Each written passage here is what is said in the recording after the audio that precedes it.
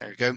And so if we will make this available on our YouTube channel within a day or two after the webinar, and also probably send a link out to everybody that signed up for it. So my name is Jamie McCutcheon. I am the founder of Rymar Waterworks. I am a 92 graduate of Clemson University, and I've worked in civil engineering as a civil engineer for about 25 years now, 30 years, and mainly with a focus on private development and heavy emphasis on stormwater management. I founded Rymar Waterworks and invented the Marlee float skimmer back in 2013, and I am a licensed professional engineer in South Carolina, North Carolina, and Georgia. Also, at this time, I'm going to cut my video off because it just helps a little bit with the recording for later.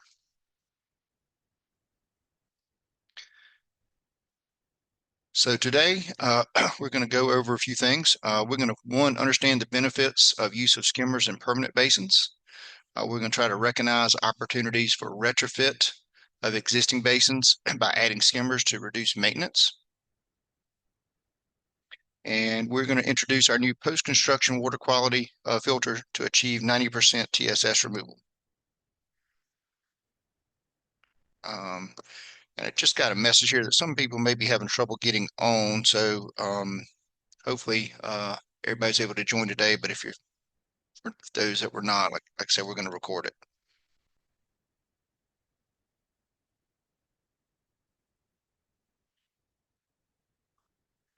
All right. So first, I'd like to start off with just a question. So I'd like to know, are you familiar with skimmers? Just kind of helps me. So I'm going to launch a little quick poll here. And for those that have been able to join, if you could answer just as are you, in general familiar with skimmers? And it looks like we've got a mix. Over half have used them on projects. That's good. Others are somewhat need to learn more, and a few are just brand new. So appreciate you joining us. Do that. I'll share those results with you. So, all right. So a little background on skimmers. They've been around for many years. They've been promoted for use in sediment basins during construction. They meet the requirement for surface withdrawal from sediment basins, which drains the basin from the top down, releasing the cleaner water from near the surface. And they've been shown to greatly increase the trapping efficiency of sediment basins. So it's typical to get over 90% trapping during the construction with a properly constructed sediment basin with a skimmer. Now, there's more factors to it than just the skimmer, but the skimmer being the primary outlet is a big part of that. So there are a number of skimmers on the market. The Faircloth skimmer is probably one that most of you've heard of. Mr. Faircloth is out of North Carolina and kind of started skimmers probably 20, 25 years ago. The Erosion Supply ESC skimmer is very similar to Faircloth. The Marlee float is ours, a little bit different product. And then the IES skimmer is one that we've also seen out there. So skimmers float at the surface and withdraw water from the surface or near the surface to release the cleaner water at the top of the water column. The Marlee float's a little bit different and has a debris guard around it and takes water from just below the surface versus directly on the surface. But in generally, that's what skimmers do. They just, float, a gravity flow device, no pumps, typically have a vent tube so they don't siphon, and just take that water from near the surface or on the surface, which is typically cleaner than the water at the bottom of the pond, and just allow more time for the mud to settle. So this is a good little video. This is a sediment basin in Anderson, South Carolina on about an 8-acre site, pretty much totally disturbed. You can see the basin had a lot of silt, mud, trash in it. This project released directly to Lake Hartwell, which is about 100 yards from the site. And you can see there, relatively clean water coming out of the pond, even though the basin itself was pretty nasty. So basins, when you use skimmers, basins rely upon the natural settling of sediment particles as they travel from the inlet to the outlet. And so your particle settling is going to be obviously dependent upon particle size and the velocity of flow. So obviously the bigger stuff is going to settle out quicker. Smaller particles are going to tend to stay suspended and need more time for them to settle out. Um, Also, one reason why sediment basins typically require baffles to help slow that flow down and spread it out as well. So it's very important to slow the flow, and have sufficient travel distance for particles to settle before reaching the outlet structure.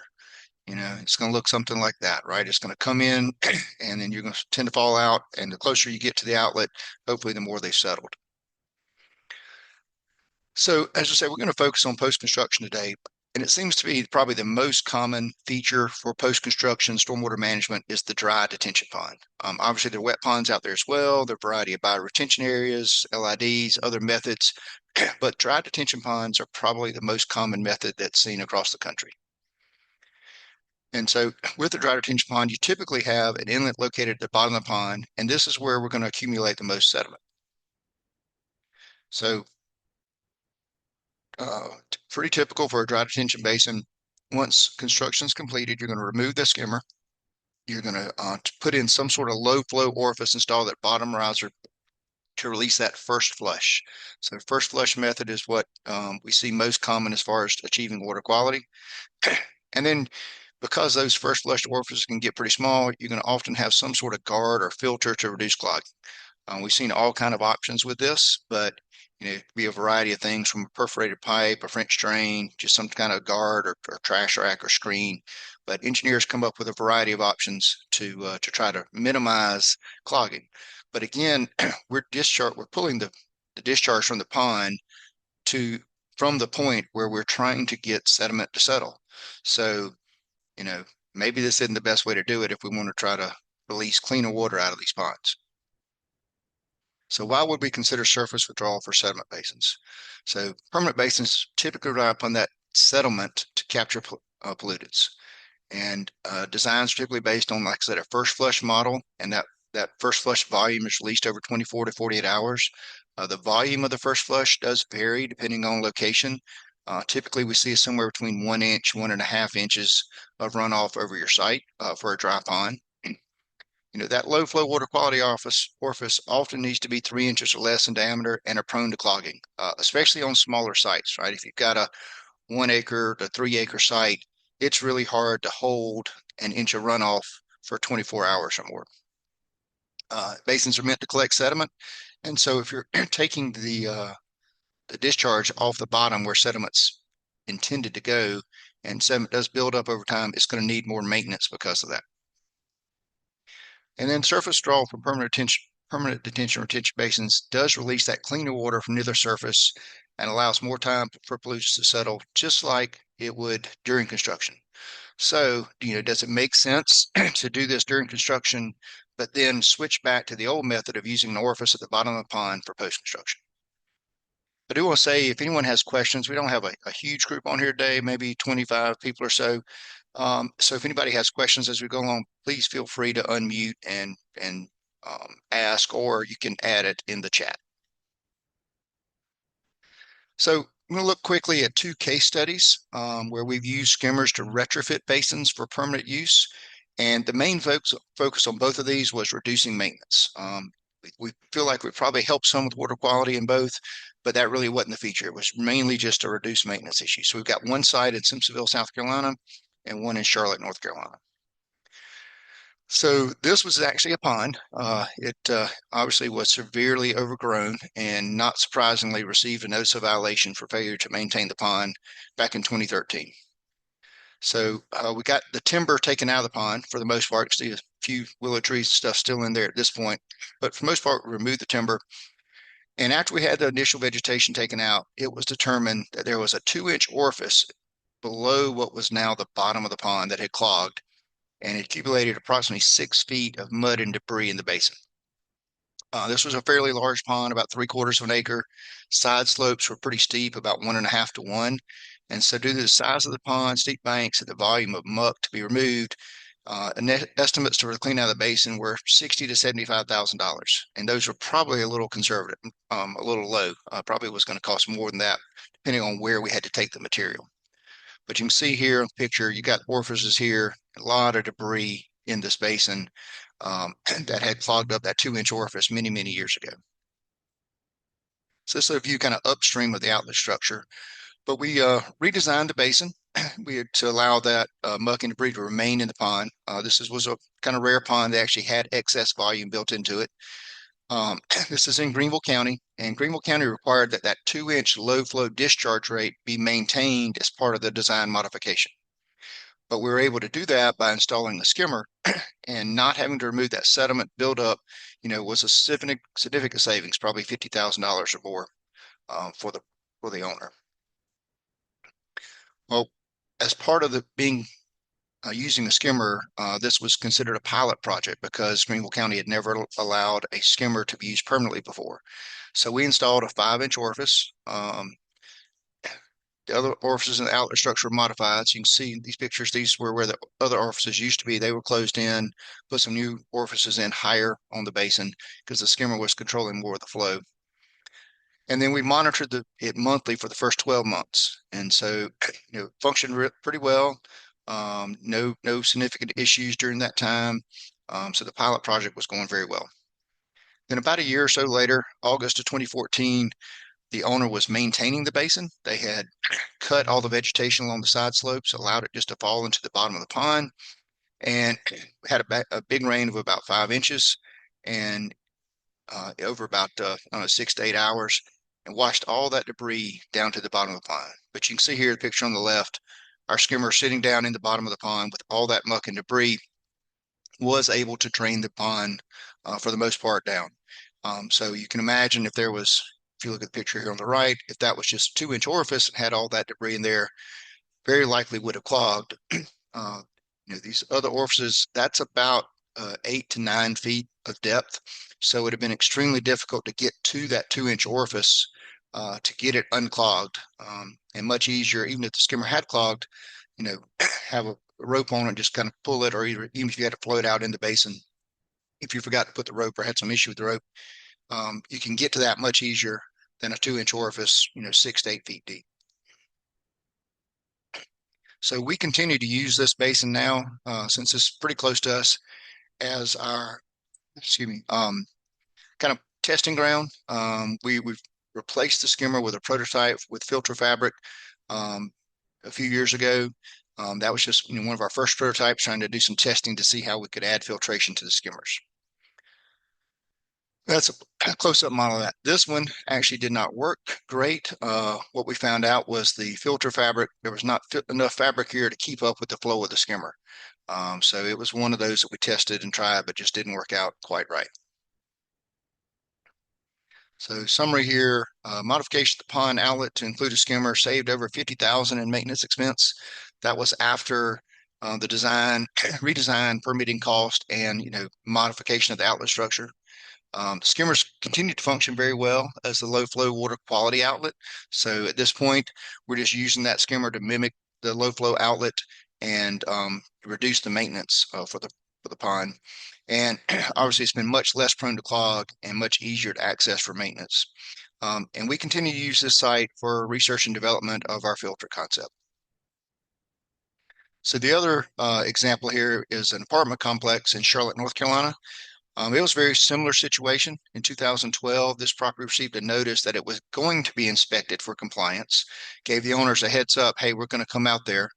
And in this aerial, this is the pond. You can actually see the concrete dam spillway here, there in the aerial, but it was extremely overgrown, wooded area. The owners really didn't even know where the pond was located. So we had to go do some investigation to find out exactly where the pond was. So we got out there, and you can see the mud line here, but basically mud had filled up this head wall, and this was a 10-inch outlet pipe, and it had gotten clogged up, had some old riprap around it, which wasn't doing anything at this time. And this is a natural channel, so there's a constant stream flow to this site. So, and because of that, it's a natural wetland, so not everything, all the vegetation can be removed. Some of it has to remain in place. And then here you can see where we cleaned out, the areas where we could, cleaned off the dam, and the emergency spillway. So after we got it cleaned up, we installed this big riprap around it, trying to protect the outlet. But due to the large natural area draining the outlet and just the tremendous amount of debris, it resulted in clogging pretty much every rain event. So um, they get it unclogged and rain again. It was nearly impossible to keep the outlet flowing, and the depth of the pond made it difficult to clear the obstructions because this water is probably 5 to 6 feet deep. So it's very difficult to get out to the head wall, get down to it, and unclog it. So we approached the owner about modifying the pond. We suggested that we install a skimmer to help limit the clogging. However, the City of Charlotte Stormwater Manual specifically stated skimmers could not be used for permanent use. So we met with the city to review the use of the skimmer. Ours was made of HDPE. Their primary concern was that most skimmers on the market at the time were PVC, and they were concerned about UV resistance and just durability over time. And so because this was an HDPE product, they did agree. So we went through a redesign, designed a riser structure with a skimmer. And part of this design, Charlotte has a very high stormwater utility fee. And we were able to, during the design process, intentionally do the design in order to maximize the stormwater fee credit. And so in doing this, we got a 95% fee credit for the property, which was a savings of over $25,000 per year in stormwater fees. So the construction cost to put the riser structure in, clean out the pond, put the skimmer in, and do the design was about $50,000. And so the fee credit offset that cost in about 2 years. Again, this was done back in like 2014. So they've had about 10 years now, probably $250,000 savings plus, based on that $50,000 investment. We continue to monitor this. There have been some minor issues with the skimmer. We've updated the skimmer a few times just as we improve on our product. One interesting thing, we originally called out for an HDPE pipe to be from the outlet structure to the skimmer.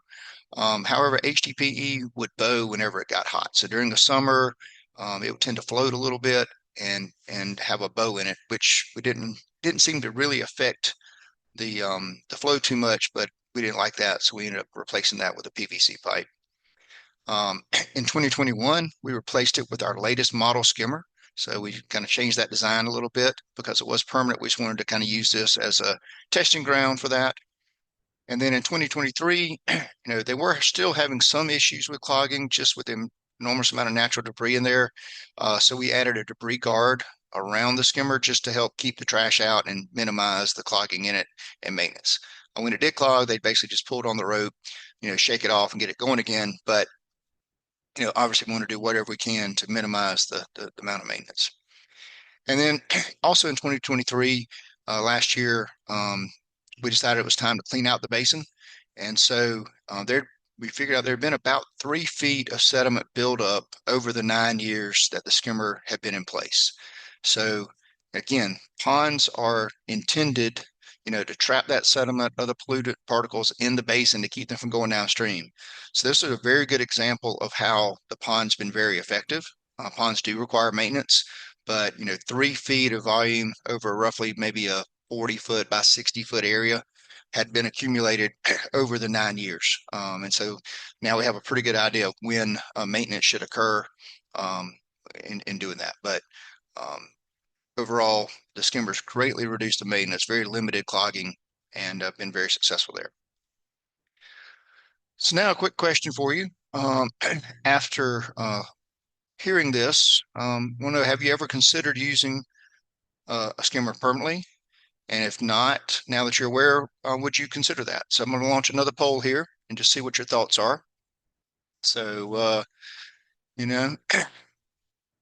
got mostly people saying maybe, which we understand. Got a couple of no's. They should just be temporary, and that's okay. And then we got a couple of yeses saying, so I'm going to share those results. So we had 16 people answer the poll. 2 said no, they should be temporary. 12 maybe for the right project. We generally agree with that.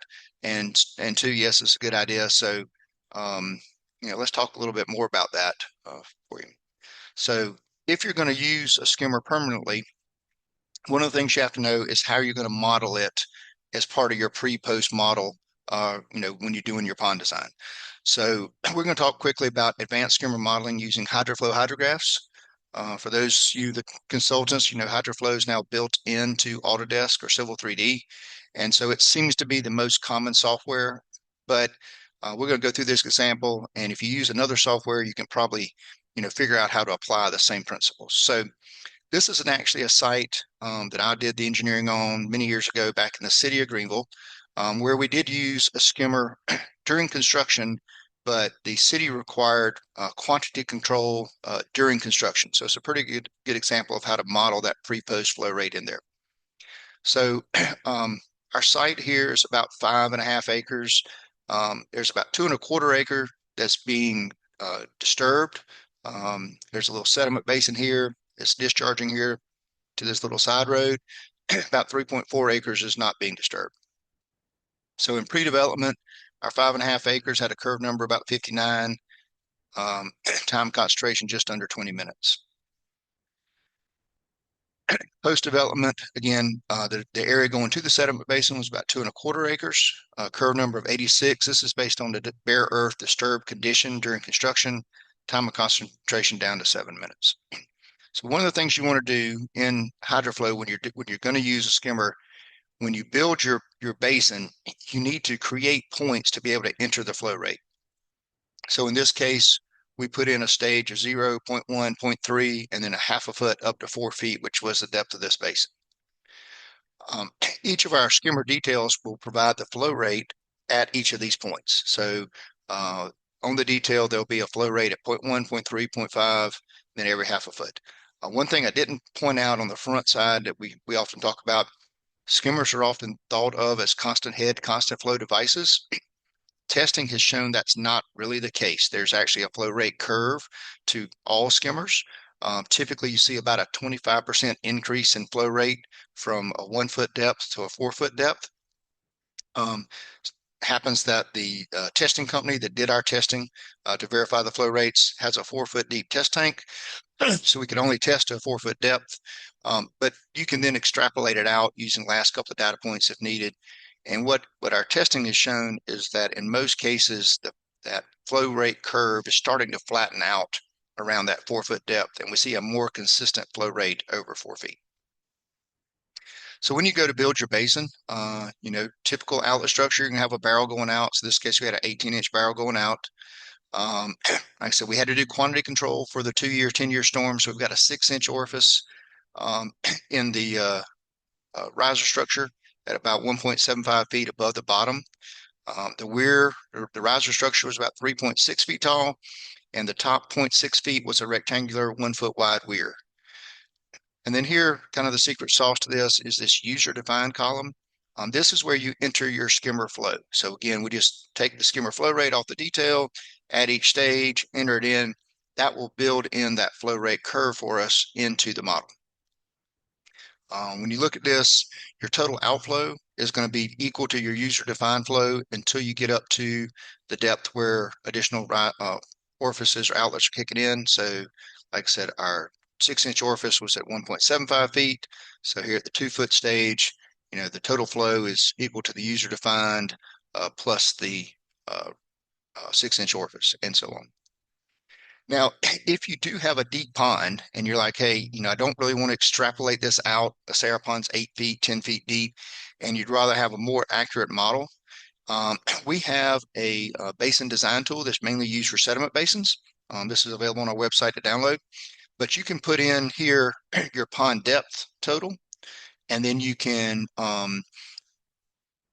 it will break that depth down into 20 different increments, and it'll give you the flow rate for each of our skimmers with each orifice configuration at each increment. So you can go in and see what the CFS is. Now, on this example, this is our 2-inch skimmer with a 1/2-inch orifice. So you're not seeing really any increase in flow because it's such a trickle. But if you look at the other larger skimmers, you're going to see more of a change in flow rate from that, 0 up to 8 foot depth. But that's just one way, if you need to calculate it, a simple way to break it into other increments. And so in this case, we look at a schematic of the outlet structure. what you're going to see is there's typically a low flow orifice here at the bottom. In our case, we don't have that, right? It's normally you'd have a hole here, 2-inch, 3-inch orifice, whatever that's going out. That's our user defined flow now instead. So there's our 6-inch orifice and our rectangular weir top of the riser. But if you look at your stage discharge, you've got discharge starting basically at 0. So here's your skimmer flow rate, and then your other orifice kicks in, your weir kicks in, your riser kicks in. So you know that is being modeled accurately based on the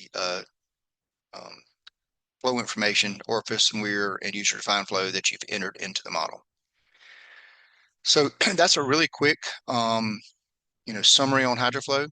I will mention that on our website, we've got a training series.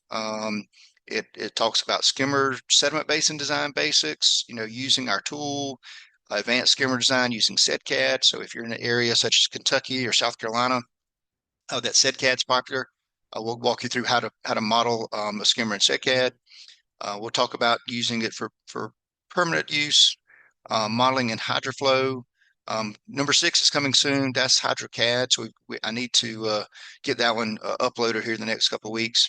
And then we also have volume-based versus filtration-based water quality and water quality modeling for volume versus filtration, which is what we're going to talk about here in the rest of the webinar today.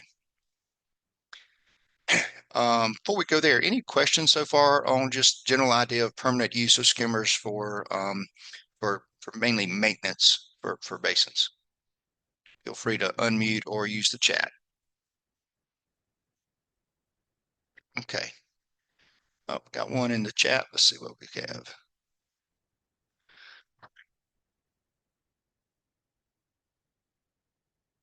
So question is, I mentioned the depth of head affects flow rate, and the flow rate orifice is located within the skimmer. So does the steepness of the pipe between the skimmer and outlet affect the flow rate?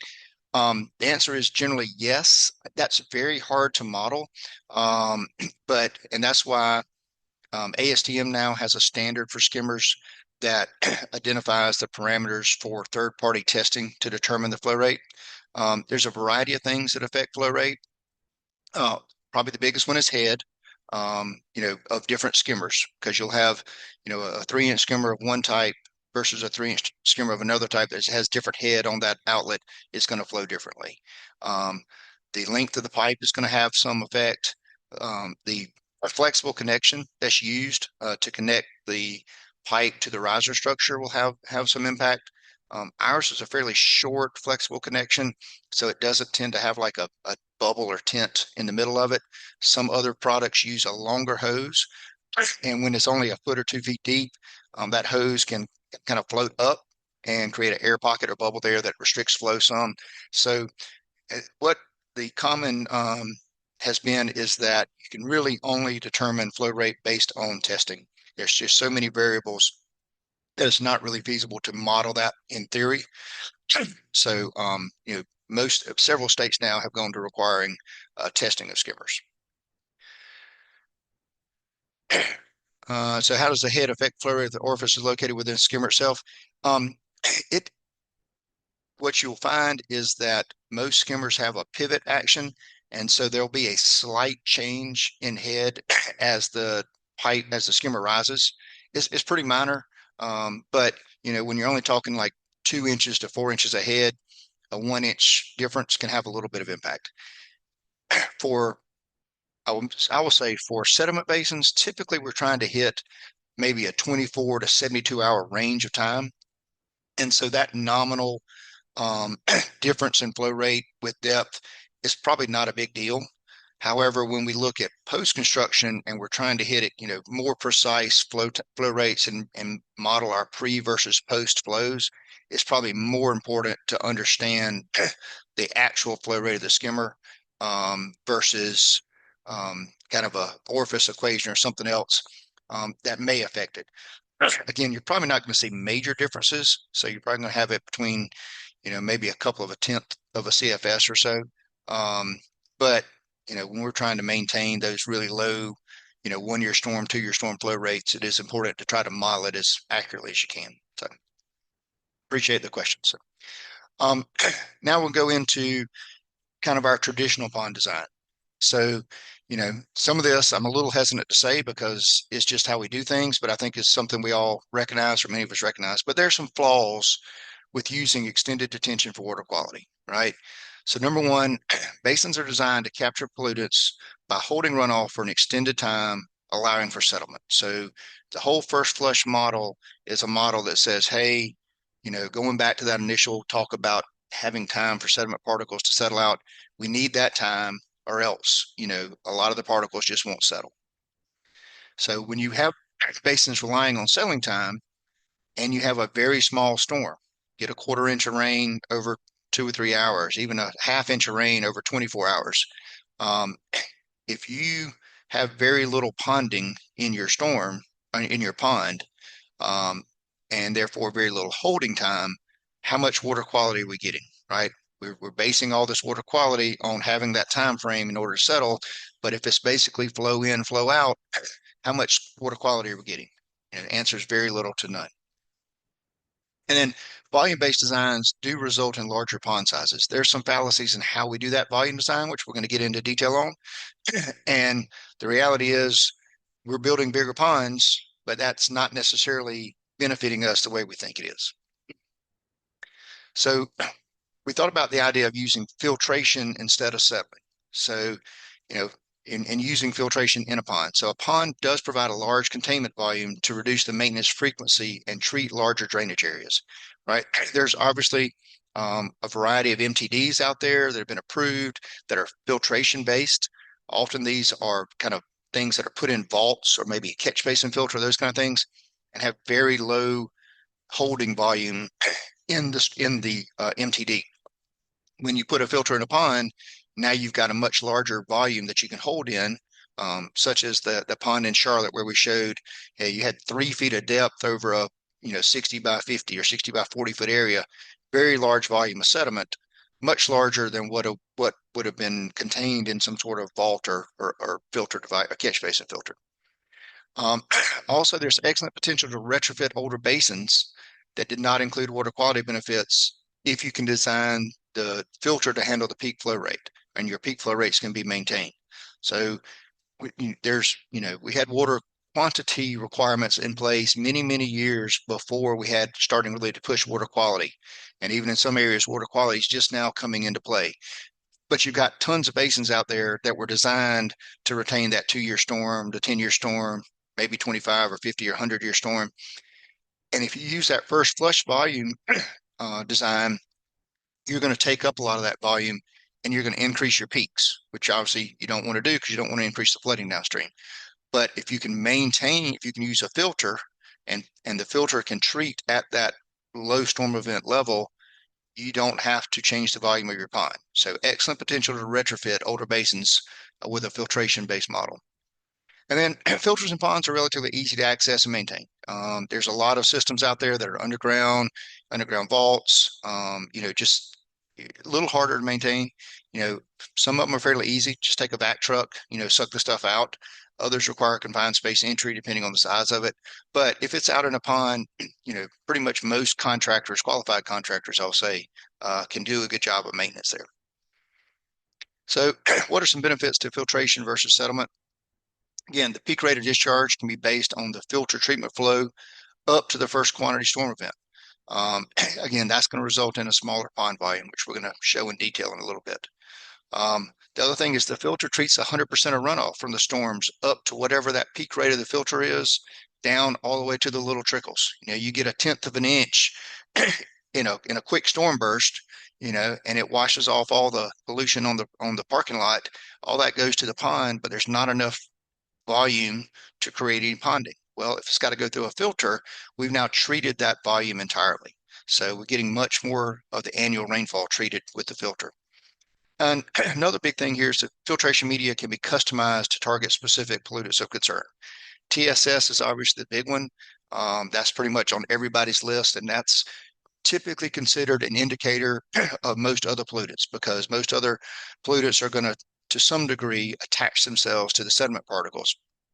Maybe not so much on the dissolved, pollutants, but most of the particulate stuff is going to be attached to sediment particles. So if you can get the majority of the sediment, you're going to get a high volume a high percentage of the other pollutants as well. So now let's go a step further and say, okay, let's look at using skimmers with filtration. And why would we want to do that? Well, our skimmer can be sized to control that peak rate for the lower storm events. It's hard to control, for a filter to control a flow rate, but obviously skimmers we've talked about have flow controls. So you can use that skimmer, control the flow rate, and maybe size it for your lower, 2-year storm event or whatever your first quantity storm event is. The skimmer is going to increase that filter efficiency because now we're withdrawing the water from the surface and that water is cleaner. If our filter's at the very bottom of the pond, it's going to be trying to treat the highest concentration of sediment. If we are raising that filter up in the pond and withdrawing water from near the surface, the water's cleaner, the filter is going to last longer. It's going to have to obviously work a little, not quite as hard in order to get the sediment out. And again, the skimmers can make it easy to access. You all of a sudden pull the rope over the side, or if it's dry pond, let it dry out, you get out there to it. Make it a lot easier to maintain and change filters because we are going to do maintenance. This is not a maintenance-free solution for sure. So it's not perfect. There are some challenges to using skimmers. So number one are using skimmers with filtration. Filters are going to be prone to clog over time. They're going to require maintenance. They're going to require periodic cleaning or changing. That's just a fact of life. If we're going to use this technology, we've got to recognize there is some maintenance involved, which it is with really any stormwater quality solution. The other is skimmers got to be durable and last for more than a few years to be suitable for permanent use. Also, if you're in an area that experiences significant freezing, and you get a foot of ice or 6 inches or more of ice, that's obviously going to impact your skimmer if your skimmer's taking water off that top 6 inches or so.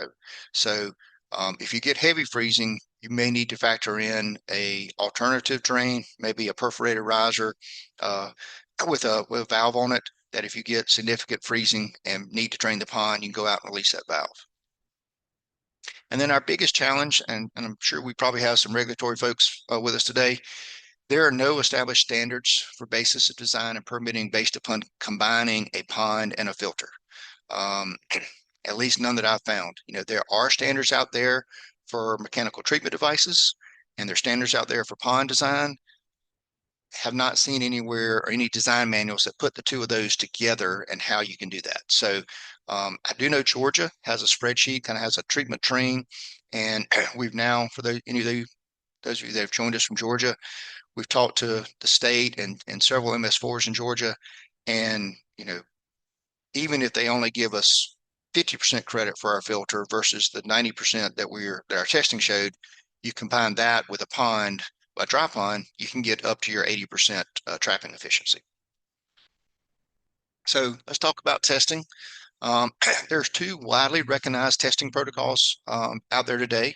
You've got the Washington TAPE program and the NJCAT verification, and it's actually NJDEP certification.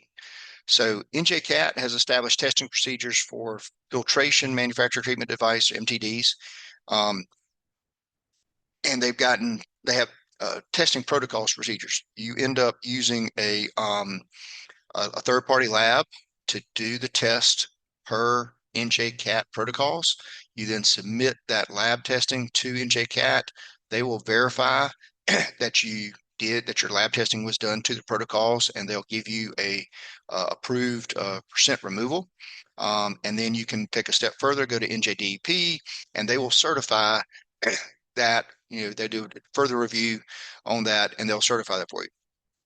The Washington TAPE program is a field study program. It takes, from my understanding, 1.5 to 2.5 years to complete that. And you have to do the study in the state of Washington, which again makes it more difficult for some of us that are nowhere close to Washington. And so those are the two most widely accepted programs out there. Many of you may not be aware, ASTM now has standards for sediment retention products, and other ASTM standards are in process. There is a national program called STEP, Stormwater. I'm going to forget what STEP stands for. I need to put it in the slide. But anyway, it's a national program for practices and procedures for stormwater. And STEP is run by NMSA. It's the National Municipal Stormwater Association. NMSA's goal is to make it a little bit easier to have national standards. And I guess one thing we have to recognize nationally, we have a wide variety of soil conditions. We have a wide variety of precipitation patterns, storm types, et cetera, storm amounts annually. So it's not an easy thing to do. But STEP is using ASTM standards as the basis for their verification procedures. And so it'll be interesting to see, over the next, who knows, 2 years to 20 years, how standards evolve. My understanding is both NJCAT and Washington Tape would like to kind of get out of this business, and use more of a national standard to do it. We'll just kind of have to see where that goes. So let's go back here to our first case study at that Simpsonville pond. So back in 2021, we replaced the prototype that we had at the time with this two-stage filter system.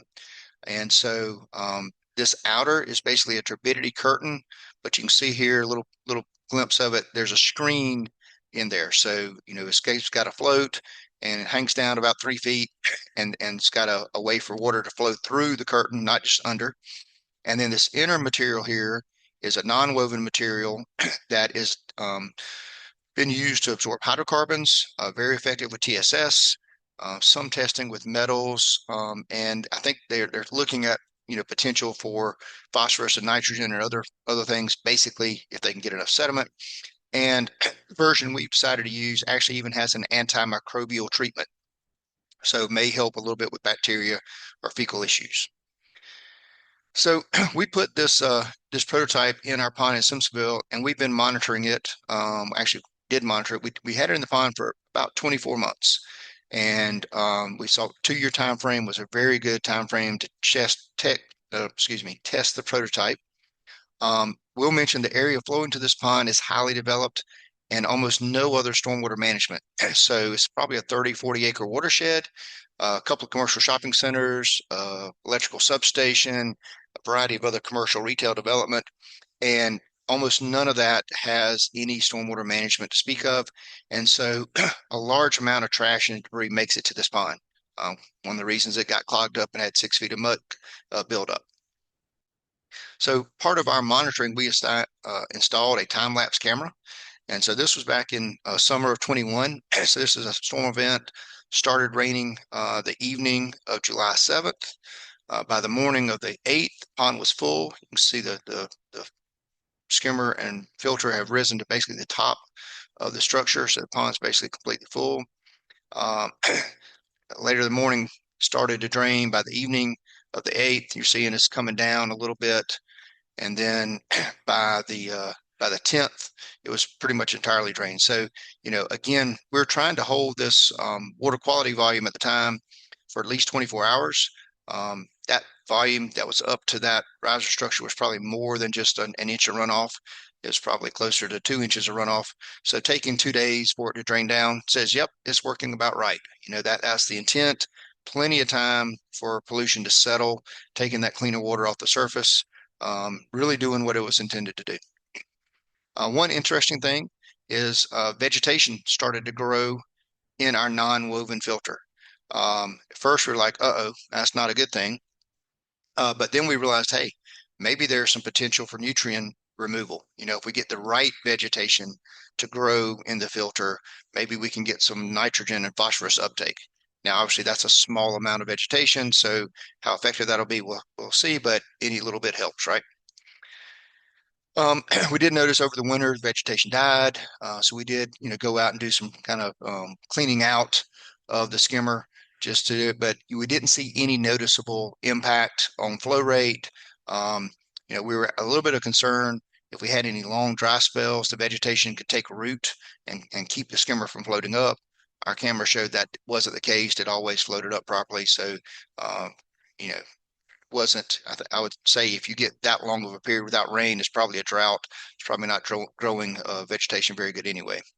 But in the future, we're going to look at, research to see how we could do, target other pollutants, including phosphorus, nitrogen with this. I will say vegetation did return that summer, so July 22. You got it growing back again. Now, how effective vegetation can be if it's only growing part of the time of the year, hard to say. Okay, so we continue to monitor this. This is you can see the turbidity here, picture on the right. Turbidity in the pond outside the filter is visually different than the turbidity at the filter. This picture on the left is the outflow from the pond. I definitely wouldn't drink it, but pretty clean water considering what it's coming out of. So after 2 years of field testing, hey, we think we've got something here that works. We feel like this is doing what we intended for it to do. And so now let's take the next step of third-party testing to see what our TSS removal efficiency really is. So we hired TRI Environmental, and they set us up in their lab. And so they put a tank, and they put, to meet the ASTM standards, you have to test 2 different skimmers. So we tested I think our 2-inch with a 1.5-inch orifice and our 4-inch skimmer, because we wanted to have a flow rate difference that was nearly double between the 2 tests. When we discussed this with TRI, we said, it's going to be really hard if we design this as a true pond. It's going to be really hard to determine what percentage removal is the forebay, what's the travel distance, what's the filter, what's the skimmer. And so we said, let's take out the forebay and travel distance. So the picture here on the right shows this is the sediment laden water being entered into the tank. That's about 1.5 feet, maybe 2 feet. So just enough where it's not splashing over the filter, but it's coming in right there at the filter. And we did do this test as a dry pond. So we started with a skimmer on the bottom of the pond and our tank and raised it up. Again, we did 2 different versions, and both of them got over 90%. So one version got 92%, one got 96% during the testing. So TRI was comfortable certifying 90% TSS removal efficiency. So again, the system is set up where you've got an outer layer for debris and large particle. That's a polyethylene fabric. We use a Mirify FW402. The inner layer is the non-woven adsorbate. Takes out the smaller particles, basically a scrubbing scenario. And then, the 2 system with the skimmer, again, got that 90% TSS removal. So if you're going to use this, how would you model that in the system? So, and if you want to, we're going to compare your traditional first flush based model versus a filter based model to kind of see if we can understand some of the differences between the 2. So let's go through a sample site. So we've got a 5-acre site. We're going to assume it's a wooded curve number 55 pre-development and going to post to curve number 92. So I've modeled this, actually did this one in HydroCAD. Got a question pop up in chat about the extra way the 2 filters change the head on the orifice. It does not. The filters float independently. So they are attached basically by a rope or cable to the skimmer to hold a position, but they have their own flotation.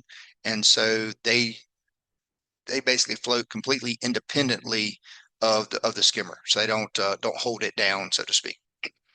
So going back here, first thing we did was model our pre-development flow rates. So we did based on the 5-acre site, we assumed a time of concentration about 48 minutes. Our 2-year flow was 0.72 CFS. And we're really going to focus on the 2-year storm and below. Just for reference, 10-year was 3, 25, 5.4, 100-year, 10.7. So the next thing we did is we looked at our water quality volume and our post-development flow rates. So since we're going to look at this on a filtration base, we had to know what storm event would generate the 1 inch of volume. So, 1 inch is South Carolina. Water quality varies from state to state. I've got here 1.1 is Tennessee. Some states are 1.5. I believe Indiana is 1.5. But anyway, it's going to vary locally. So just make sure you're using whatever your local requirements are for that runoff volume. But I just ran a trial and error and came up with a 1.73 inch 24-hour storm would generate 18,150 cubic feet of runoff. And so when I did that, my water quality storm event This is without any detention, had a 7.2 CFS, so 10 times the 2-year storm increase. 2-year storm was 19.72, so 19 CFS higher than pre, and then 10-year, 25, and 100-year, all those were, almost 10 times increase in flow rates. A little less for the 25 and 100, but 10 times to 5 times. So what we see in most cases is there is a traditional design for first flush. So we use a spreadsheet. This is one that engineers I work with have used. So you got a pond types dry, do your contributing area. So 5 acres, 217,800 square feet. In this case, like I said, we'll do a 1 inch for a dry pond. So that's 18,150 cubic feet of runoff from the 5 acres. We're going to hold it for a minimum of 24 hours. So we're going to determine what is that average flow rate to release that volume in 24 hours, 0.21 cubic feet per second. Run through a little, average head calculation. Let the spreadsheet do its work, and we come out with a 2.6 inch orifice size. And one thing that's a big fallacy here, this assumes that 18,000 cubic feet just magically appears in our pond instantaneously. Obviously that doesn't happen. Obviously there's an inflow, outflow hydrograph, coming in, and but that is kind of become the standard in many states and MS4s as far as how you determine that water quality volume and the outlet size for the water quality volume. So we plug that into HydroFlow or HydroCAD in this case. And so I ended up putting a 3-inch low flow orifice here, kind of made the assumption that a contractor be a lot easier for them to put in a 3-inch than trying to cut a cap or something for a 2.6. In our hypothetical pond, to get that volume of water took 3 feet of elevation in the pond. So we couldn't set any other orifices until we got above that 3-foot elevation. So we set a 3-inch orifice at 113, bottom pond's 110, 3-inch orifice 113, 8-inch orifice 115, top of the riser is 117.5. So we got a 7.5-foot riser here. That 3-inch orifice is controlling the 2-year storm, 8-inch orifice is the 10-year storm, and then the risers, the 25-year storm, emergency spillways handling the 100. So again, highlight the 18,150 cubic feet at a 3-foot elevation. So now what happens when we run the model? So our water quality is being released at a rate of 0.25 CFS. Remember, our target was 0.21. That's the difference between the 3-inch and 2.6-inch orifice. Comes up to a peak elevation of 12.5. So we got a half a foot here we're not really using, but we're only using 10,700 cubic feet of volume. So we're required to have that 18,000 cubic feet, but using 6,500 square feet or 6,500 cubic feet less volume in the actual modeling of the pond. And then our 2-year storm is outflowing at a 0.81 CFS. Again, our pre was 0.72. So depending on the reviewer and area, you may allow a 0.1 increase in the 2, may not. I'll skip over that slide. So the alternative here is to model the skimmer filter combination. And ideally, we want to use a skimmer that is going to handle the 2-year storm peak flow rate. So if we can control the 2-year storm with our filter and with our skimmer, then we know we're going to be managing the water quality event with the skimmer and filter. So again, our 0.72 CFS was our 2-year. If we look here, our 6-inch skimmer with a 6-inch orifice, the 24-hour peak flow rate for that is 0.78 CFS. And that's at a 4-foot depth. So it's going to be a little less than that, at a 3-foot depth or lower. This would be the detail for the filter. So we have the filters are designed to keep up with the maximum flow rate of the skimmer. The filters have been, size is scaled based on our testing. And what we want to do is we want to maintain the flow rate per square foot of filter material and the flow rate per linear foot of filter. So we made one assumption that all the flow goes through the filter. So that's a flow rate per square foot of filter material. And then we made another assumption that what happens if the filter completely clogged, and we don't want to increase that flow rate under the filter because the filters are 3 feet deep. They're open on the bottom. And so what we're going to do is we're going to let gravity do the work if the particles are below 3 feet of depth. And, the force of the flow is not going to bring that sediment particle back up to the top of the surface to be discharged. So here's a little schematic of our pond. So again, if water was coming in under here, the pollutant's not going to, not enough force in the water flow to bring it back up 3 feet. So gravity's going to do its work, keep it down, but everything in the top 3 feet is going to go through the filter before it gets discharged by the skimmer. So again, we run our model, got that 18,150 cubic feet. We find out in this model, our water quality storm is now being released at 0.7 CFS, and it only needs 7,600 cubic feet of volume, and the peak elevation dropped by 1/2 foot. So now you've got, a full foot of depth to work with over what your water quality volume would be. Our 2-year storms being managed by the skimmer, it's at 0.78. Peak elevation is 14.7. And so we set our 8-inch orifice in here at 14.8 to manage our 10-year storm and up, and we're detaining all those. So letting that water quality storm out 3 times as fast is resulting in a much smaller pond volume. It's easier seeing percentages here. So if you compare traditional storage volume versus skimmer storage volume, it's about a 30% reduction for your water quality event, 14 to 12% on your other storm events. So that's how you get to a smaller pond, because you're letting that water quality volume out a little faster.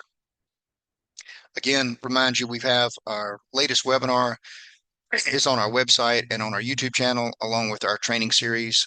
So, if you want to go back and watch just the bits and pieces of this, you can do that. We also have on our website, Engineer Spec Pack. It has all the information that you would need for both skimmer details, sediment basin details, and the water quality basin design, all in one download. It's a zip file. It'll unload or download and organize for you to make it easy to find and use. Now here, wrapping up, last couple of slides, we are going to look at future research development to test the filter media to remove metals, hydrocarbons, and other pollutants. We are actively looking for test sites. So if we've got any educational folks on here or consultants or whatever that say, hey, I'd really love to try this, and this might be a good place to do some monitoring to test further, please let us know. We have now installed our commercial version in the same ponds. Go back to that same Simpsonville pond. This is what it looks like. So we've gone to just that Mirify fabric on the outside, the non-woven on the inside. Again, it's got its own flotation. You can kind of see here, one of the questions asked about the extra weight. It's got little ropes here attached, but as water comes up, all this will float up together. And so in summary, wanted to remind you, skimmers are less prone to clog than orifices located at the bottom of the pond, and are going to require less maintenance to keep the pond functioning properly. They can be a very effective way to reduce existing basins, to reduce that maintenance. And in doing so, you're going to provide that enhanced water quality by discharging from near the surface versus pulling the water off the bottom of the surface, bottom of the pond. And then, like I said, surface withdrawal releases cleaner water from the basin for enhanced water quality. Ronnie, I'll get to you in 1 second on that question. And then skimmers, the use of skimmer with a filter has been tested to an ASTM standard by a third party to confirm 90% TSS removal efficiency. I want to mention really quick, talked about the national standards. We have not done NJCAT. We are looking right now for a lab that can help us go through the NJCAT protocols. The lab that did our testing is not NJCAT certified. So we are going to pursue NJCAT certification to get NJCAT certification on that 90%. The skimmer with the filter is going to treat more than annual rainfall. So you're going to treat the little small events, and you're going to treat the larger events to whatever you can manage by the skimmer. So like we showed, a 5-acre site, a skimmer could handle the 2-year storms. You could treat, up to the 2-year storm flow and everything below with the filter. And the filtration model reduces pond size by 15 to 20% over traditional first flush method. So in short, it's a 3-way win, right? The owner of the site, developer, is going to be happy. Pond got smaller. He can get another lot, get some extra square footage for his development there. The regulatory community hopefully is happy. We are now actually treating that water quality event, the small models, smaller rainfall events, and hopefully larger rain events, whatever is being treated or handled by the skimmer as far as flow rate. And for the engineering community, you have an ASTM certified test that says, yes, you do meet this. And so I know a lot of design manuals reference NJCAT as far as approval. Like I said, we're going to pursue that. Most of them also have, if you read, a qualification that says, or other nationally recognized standard. By all means, ASTM is a nationally recognized standard. So for engineers in the areas that will allow that, I think you're safe in using it now.